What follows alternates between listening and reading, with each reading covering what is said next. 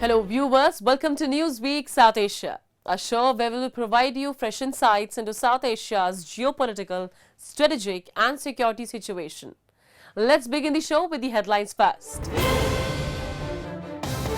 Airstrikes intensify tensions between Pakistan and Afghanistan.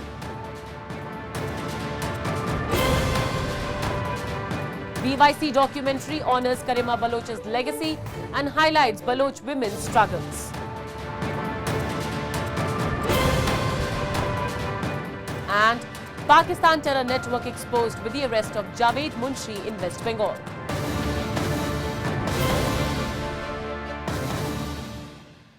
Pakistan's growing friction with the Taliban has reached a breaking point, with deadly airstrikes in Afghanistan intensifying regional tensions. While Islamabad points fingers at the Taliban for harboring terrorists, its actions and policies are under scrutiny. The unfolding situation highlights a complex web of blame, terrorism and civilian suffering that demands global attention. We have a report.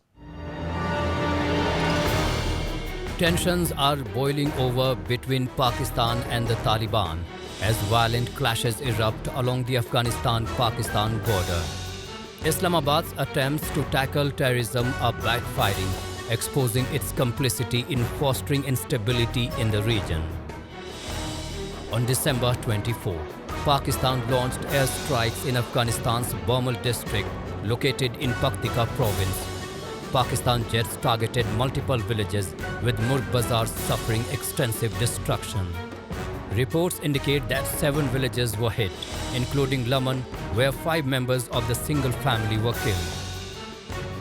While Islamabad remains tight-lipped, sources close to the military claim that the strikes targeted hideouts of the Tehreek-e-Taliban Pakistan. At least 15 bodies have reportedly been recovered, though official casualty figures are yet to be disclosed. What has happened now? The Pakistanis have antagonized the Afghans. What they have killed there in those in the purported camp which they attacked, and they claim that we have killed a lot of these TTP personnel. But ultimately, that was the camp where a large number of women and children were staying, and all that they have killed is the is those TTP women and their children. And I think that calls for it. Very frankly, it is a shameful act, and it calls for a great deal of introspection by Pakistan. The Afghan Defense Ministry strongly condemned the attacks, branding them a violation of international law. It accused Pakistan of targeting civilians, including women and children, many of whom were refugees from Pakistan's Waziristan region. This latest aggression comes amid escalating tensions over the TTP's presence in Afghanistan. Pakistan has repeatedly accused the Afghan Taliban of sheltering TTP fighters, who have intensified attacks on Pakistan forces in recent months. However, the Afghan Taliban denies these claims, asserting that the recent strikes targeted civilians rather than militants. Pakistan's troubled relationship with the Taliban is steeped in irony. In 2021, Islamabad openly supported the Taliban's takeover of Kabul, urging the global community to provide aid and recognition to the group. Pakistan stood as a lone advocate for the Taliban's return to power, hoping the regime would curb TTP's activities. As far as Pakistan is concerned, I think they have made that very fundamental flaw in their thinking, that because we assisted Afghanistan, the Taliban of Afghanistan, in forming in their bad days, they gave them shelter, they gave them support, and now that government is in power. So the mistake which Pakistan has made is thinking that just because of that help, Afghanistan will be subservient to Pakistan. But when you look at Afghanistan's history, it's a very proud people. Of course, it's an Islamic, they call themselves an Islamic Emirate, not Afghanistan. They refer to themselves as the Islamic Emirate. So regardless of the religious affiliation, that feeling of Afghanness, that we are Afghanistan and this is our land, that element of pride is something which the Pakistanis haven't understood. And I think that is what is now haunting them, because Afghanistan is not playing second fiddle to the Pakistanis. So what we are really seeing now is Pakistan has got a very active front on its western border with Afghanistan. However, reality has painted a starkly different picture. A United Nations report revealed that the Taliban remains sympathetic to the TTP, supplying weapons and aiding in cross-border attacks. The report highlights how Afghanistan under the Taliban has become a sanctuary for terror groups, including Al-Qaeda and TTP affiliates. Pakistan's strategy of supporting extremist groups for geopolitical gains has backfired. While Islamabad accuses the Taliban of harboring terrorists, it cannot escape its culpability. For decades, Pakistan has nurtured militant networks, turning the region into a hotbed of extremism. While Pakistan presents itself as a victim of terrorism, the world doesn't believe it. And I think to that extent, India's foreign policy, India's political, initiatives and diplomatic initiatives have ensured that the world knows the truth, that Pakistan is a state sponsor of terror, and India will not talk to them till such time as they continue with those activities.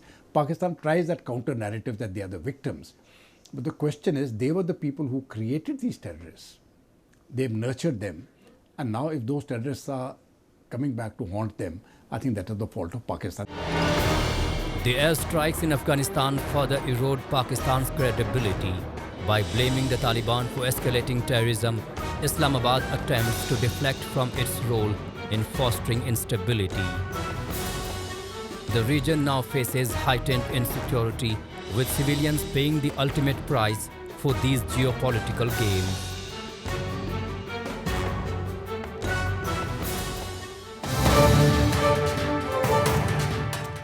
Moving on, the death of prominent Baloch activist Karima Baloch 4 years ago raised suspicions of targeted assassinations by the Pakistani state.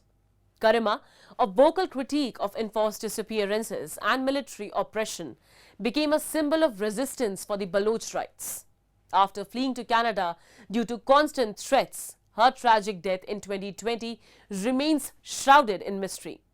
On the 4th anniversary of her passing, the Baloch Yakjehti Committee has released a powerful documentary that not only pays tribute to Karima's legacy, but also amplifies the ongoing fight for justice and the struggles of Baloch women. Here's the full report. Brave Baloch Women, a new documentary from the Baloch Yakjehti Committee, now available on YouTube, highlights the untold stories of Baloch women who have fought for justice and equality in Pakistan. These women have not only challenged oppressive norms, but have become the vanguard of social and political movements in Balochistan and beyond. On the 4th death anniversary of human rights activist Karima Baloch, the Baloch advocacy group BYC released the documentary on its official YouTube channel.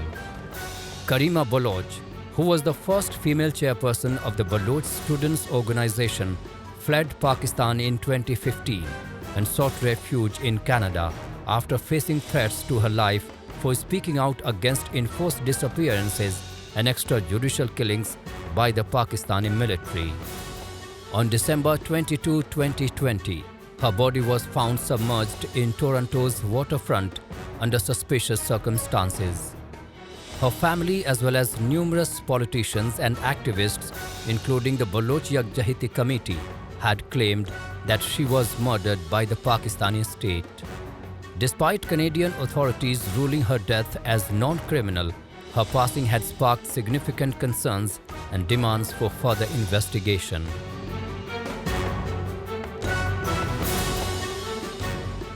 What we believe is that definitely something was missed in that investigation. Now, obviously, it was a matter where authorities of Canada, they have, according to them, they have completed their investigation. But again, as a person of an occupied land, living in a foreign country, as a refugee, I know myself, and there are many countless people like me who are always living in a constant threat that something can happen. And it is not just the Canada where a Baloch activist, a Baloch leader, and one of the most prominent Baloch person alive at that time was targeted. Karima Baloch was not just another Baloch activist. She was one of the most famous, renowned, most respected, undisputed Baloch leader. There was suspicion surrounding the circumstances of Karima's death, as she had received threats prior to her death. Protests demanding a thorough investigation into Karima's death took place both in Balochistan and Canada. Various ethnic groups, including Baloch, Pashtun and Sindhi minorities, issued statements in support of the call for justice. Despite these concerns, Canadian authorities concluded that there was no evidence of foul play and deemed the death non-criminal. The situation surrounding Baloch's death raised alarm, especially given the context of her activism and the threats she had received and her outspoken criticism of the Pakistani government. A strong woman, a strong lady like herself, who faced many threats by the Pakistani state, whose family members were abducted, tortured, killed, just to keep her away from, leading the Baloch national movement. But she has never stopped. She has never, changed her ideas, or she has never shown a sign of depression from those brutal, actions of Pakistani state. But she was always very strong, a strong person who faced those brutalities with a strong commitment, a strong belief, and a strong resolve that I know what my goal is and I know how to achieve that goal. Karima Baloch's tragic death serves as a stark reminder of the dangers faced by those who speak out against oppression. The unanswered questions surrounding her demise have fueled suspicions of a targeted assassination orchestrated by the Pakistani state. Karima's voice for Baloch rights, her relentless fight for justice and her vocal criticism of human rights violations by the Pakistani military made her a threat to those in power.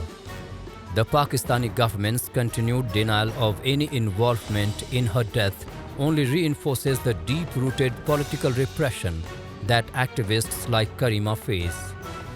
Her death remains a symbol of the broader struggle against state-sponsored violence and the silencing of dissent.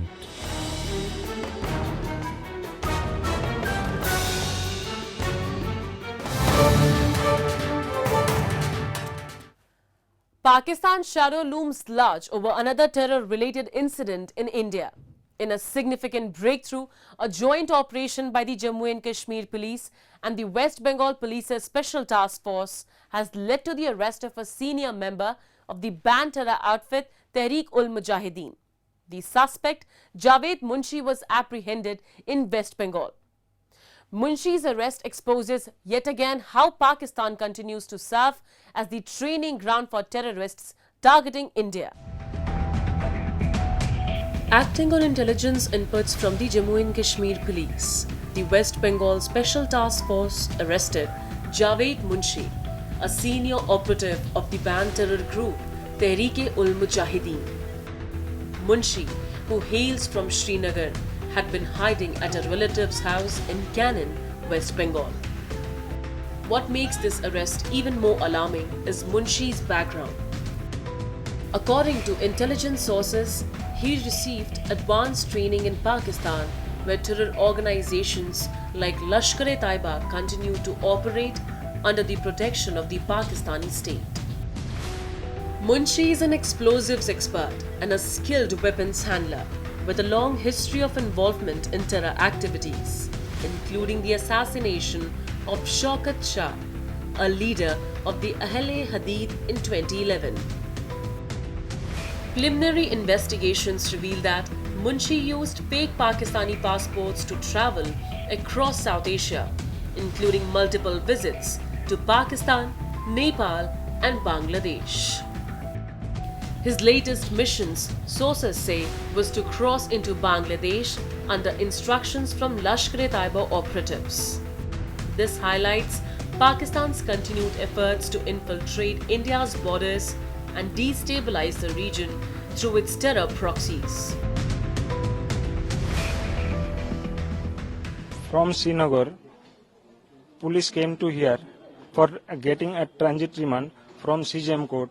One person, his name is Javed Ahmed Munshi, 58 years old. He tried to join young people of the Jammu and Kashmir to propagate secessionists from the member of the people and for the purpose of revival of Muslim League. He was one of the member of Musharat Alam group. From his possession, he was arrested from Canning PS.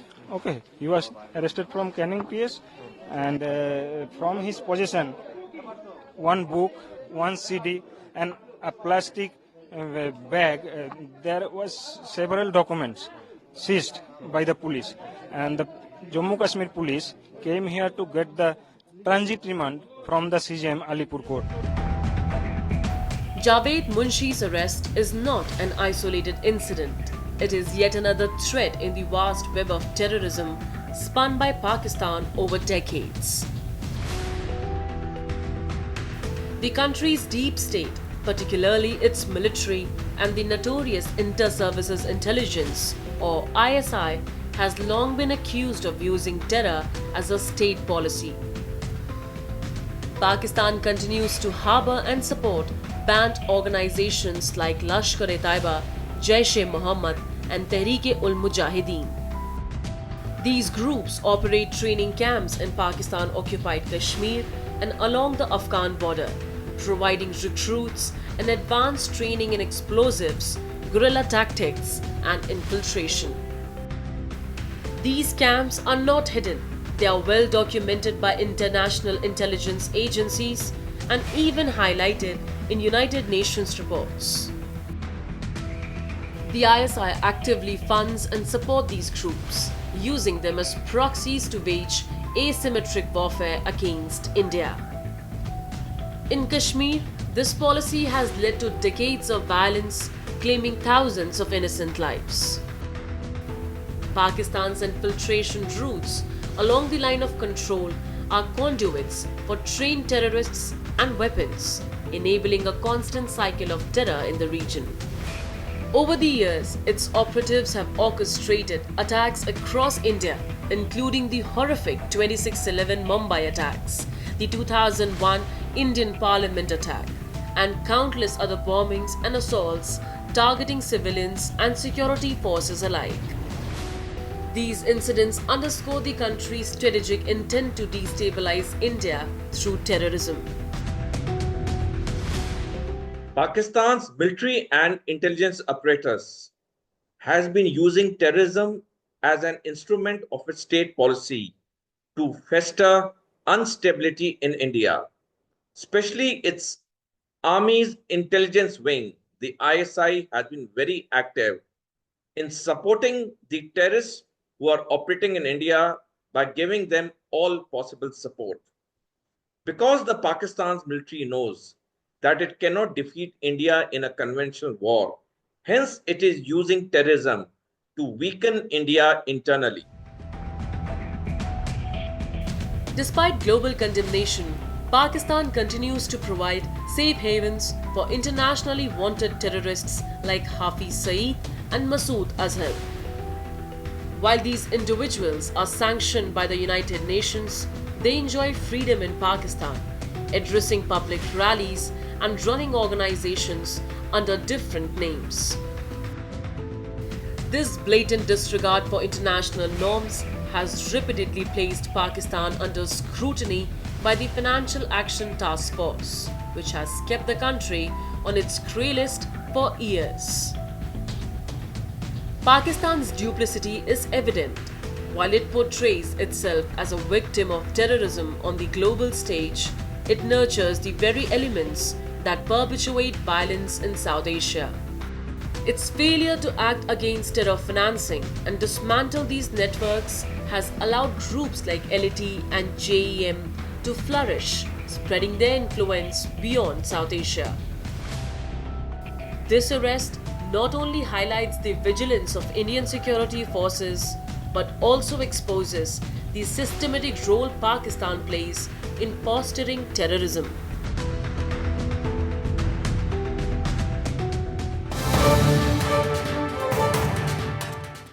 In recent years, Jammu and Kashmir has faced a growing menace of narco-terrorism, a dangerous nexus where drug trafficking fuels terrorist networks.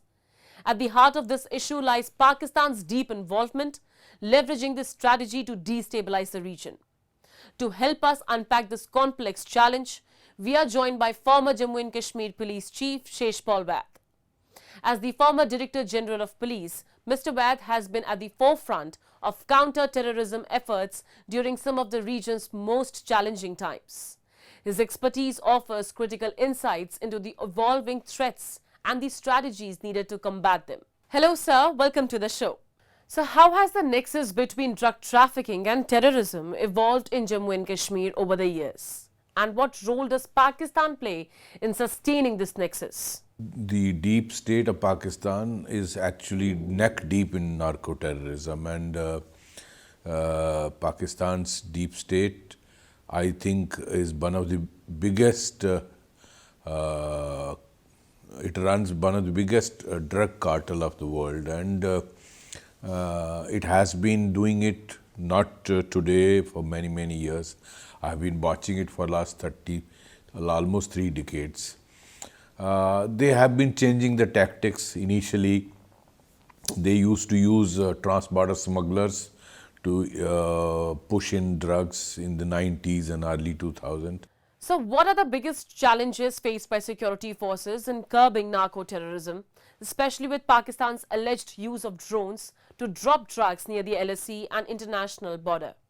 See, the drones have brought a new paradigm. Earlier, we used to focus on the border villages, both on the LOC and the IB sector, but now with the procurement of drones by Pakistan from China and other places, that has actually changed our challenges. The challenges have become much more, because now the drone can come quite deep inside the territory and drop consignment, and they get in touch with their contacts in our territory, directing them that so and so, such and such place, drone has dropped the consignment of weapons and also drugs, and that person, whoever is their contact, goes and picks that thing, and then it reaches its destination. So the drones have brought actually a new challenge to the security forces, and I think we need to focus more on intelligence. So, how deeply entrenched is Pakistan's involvement in using narco-terrorism as a strategy to destabilize Jammu and Kashmir? Are there any specific regions or networks in Pakistan driving this? See, unfortunately, our neighbor, the Pakistan deep state, has an avowed policy of destroying India, bleed India by 1,000 cuts. And one of the pillars of the Bleed India program is to destroy the youth of India, and the drugs is a very favorite weapon used by Pakistan's deep state, because some portion of this drug, before it reaches the international market in Mumbai and Delhi, gets consumed in areas of Kashmir Valley and now in Jammu region. Earlier it was Punjab also. So you have heard of notorious Punjab, Urta Punjab, and similar situation is developing in Jammu and Kashmir. And drug addicts are like zombies. The Pakistan's deep state can use them for anti-national activities. So I think they would rather prefer a big chunk of youth getting involved into drug addiction, and that's why we are facing situation of increasing drug addiction in Kashmir Valley and Jammu region. And I think we need to educate our people, and there has to be a societal response, not only police. Yes. Do you believe Pakistan's intelligence agencies like ISI are actively orchestrating these operations? And if so, what evidence support these claims? We have no doubt about ISI's involvement because all these terror outfits which operate on the border, they are controlled by ISI and the Pakistan's deep state. These drones which operate on the border, LOC and IB sector, are actually controlled by Pakistan's deep state. They cannot operate without their active involvement. The terrorist groups cannot operate without Pakistan deep state's involvement. They actually calibrate everything, and we have no doubt about it. And we have sufficient evidence about Pakistan's ISI and its deep state's involvement in drug cartel and in terrorism. Thank you so much for your insights, sir. Thank you. And with that, we come to the end of this edition of Newsweek South Asia.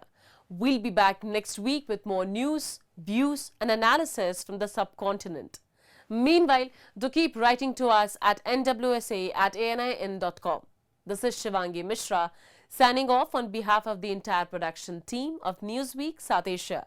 Goodbye and take care.